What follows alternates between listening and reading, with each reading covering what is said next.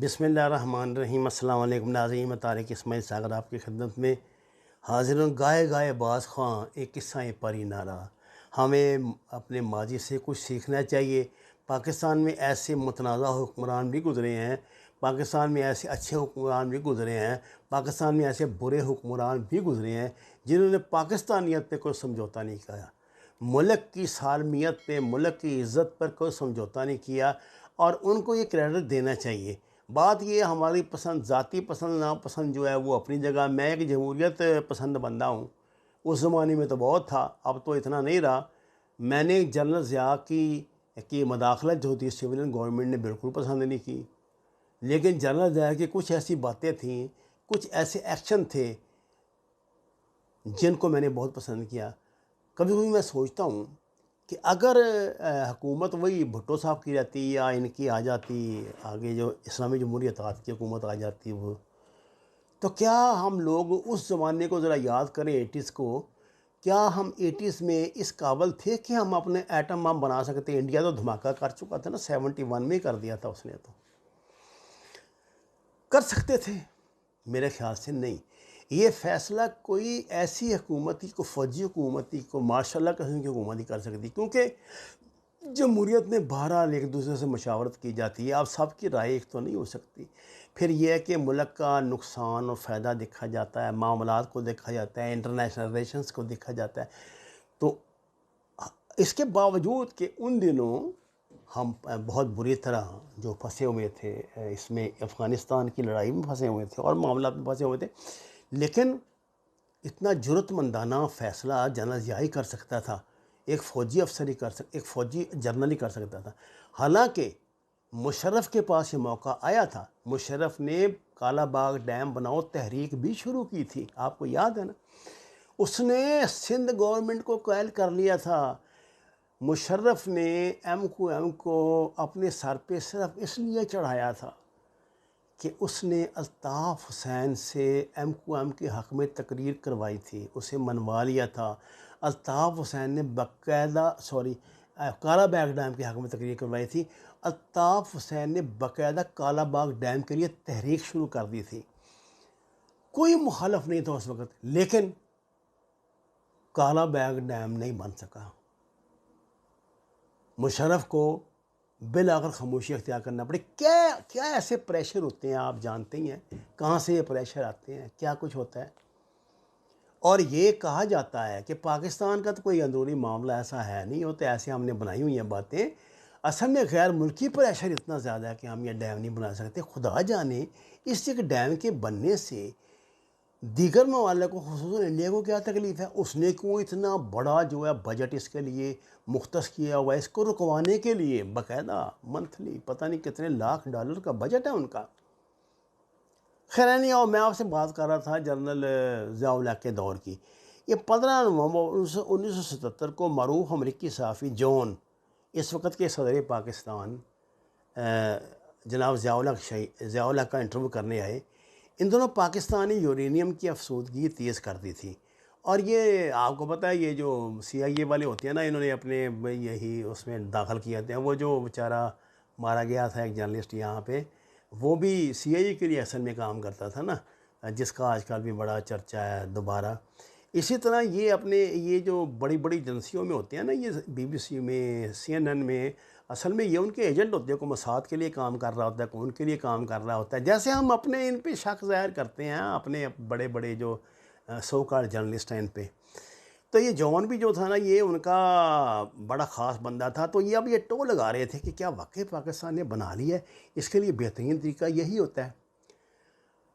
ان دونوں پاکستانی یورینیم کی افسودگی تیز کر دی تھی۔ عالمی ذرائع ابلاغ چیخ چیخ کر کہہ رہے تھے کہ پاکستان نے ایٹم بم بنا لیا ہے، مگر پاکستان مسلسل اس بات سے انکار کر رہا تھا، اور پاکستان کا موقف تھا کہ ہم اپنی توانائی کی ضرورت پوری کرنے کے لیے خاص حد تک یورینیم افسودہ کرتے ہیں۔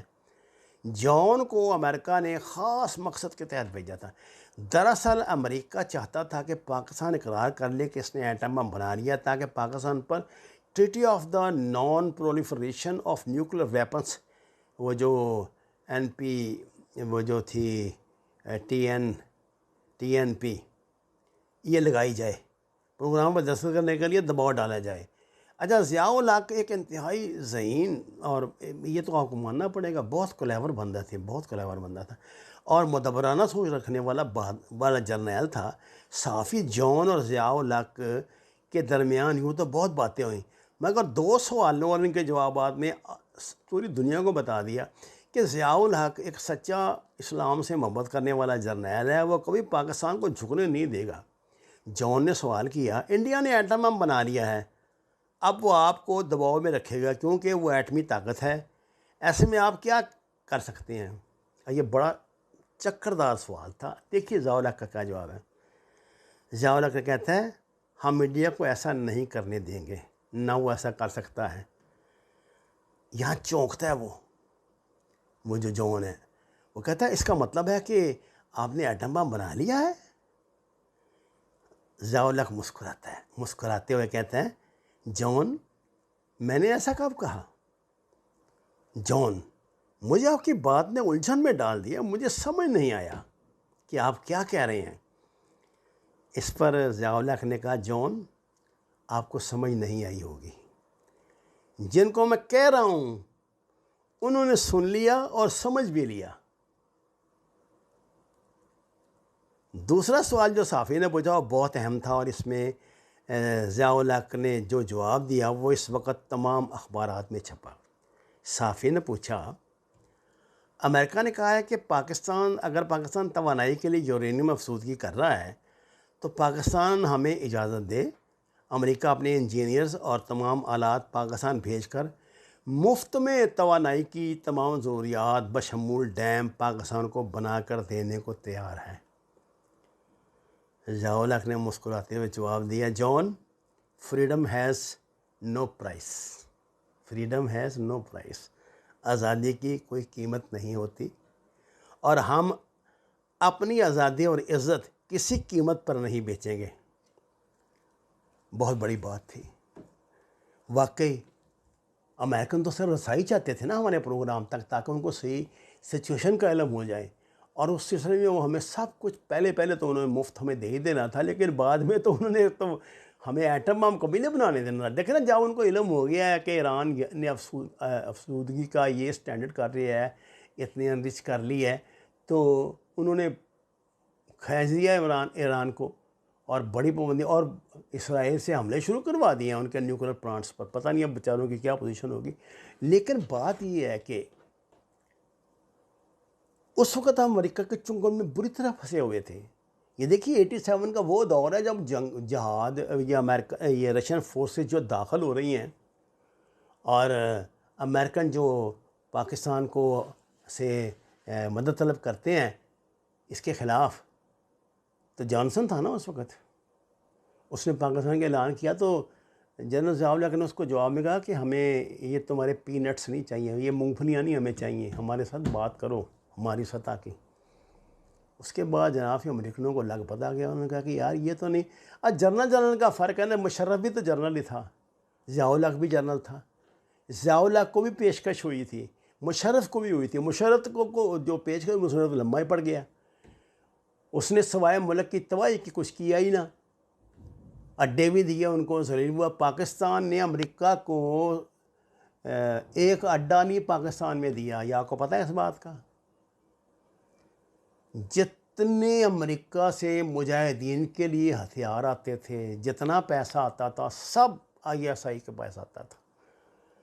کسی امریکی نمائندے کو کسی افغان لیڈر سے باہر ڈائریکٹ رابطے کی اجازت نہیں تھی۔ اس پوزیشن میں پاکستان نے رکھا ہوا تھا امریکہ کو، اور اس طرح امریکہ پھنسا ہوا تھا۔ اب تو اس سے بھی زیادہ پھنسا ہوا ہے، اور ہم یہیں کر رہے ہیں۔ اب تو اس کو اپنی فوجی یہاں سے نکالنی ہے، اپنا اربوں ڈالر کا اسلحہ یہاں سے نکالنا ہے، لیکن اپنے ملک کے انتشار کی وجہ سے، اپنی گندی سیاست کی وجہ سے، اپنے مقامی غداروں کی وجہ سے ہم مجبور ہیں، امریکہ کی ناجائز خواہشات بھی پورے کریں، طالبان کو ناراض بھی کریں، اور اپنا الو بھی سیدھا رکھیں۔